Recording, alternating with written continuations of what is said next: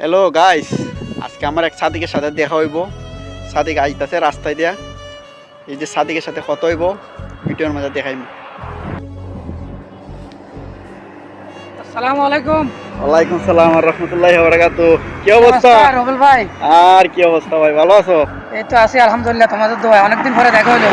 ওই তো দেখা তো অনেকদিন পরে হইলো, দেখাশোনা হয় না, ফোন দিলে তো তুমি আও না। তুই বসো, কোন এক সাইডে বসো, বসে কথা বলি। ইতা বসতাম, তোমার তো যে বিজি মানুষ। বিজি আর কি, কাজে কামে থাকি। এখন একটু দরকার হয়েছে, মানে বাগালার দিকে আইছি।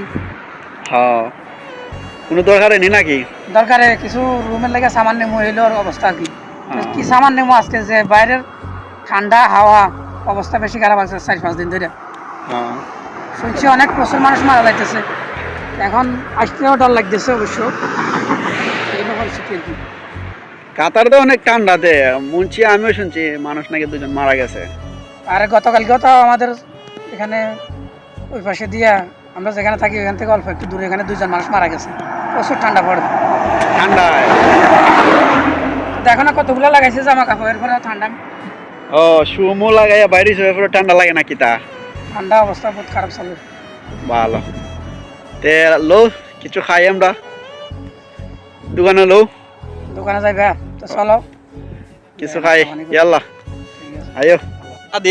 সাদিকের লেগে অনেক সময় বার চাইলাম, সাদিক আইসুন।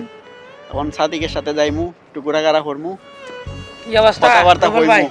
আলহামদুলিল্লাহ ভালো ভাই, আইসো খুশি হইলাম।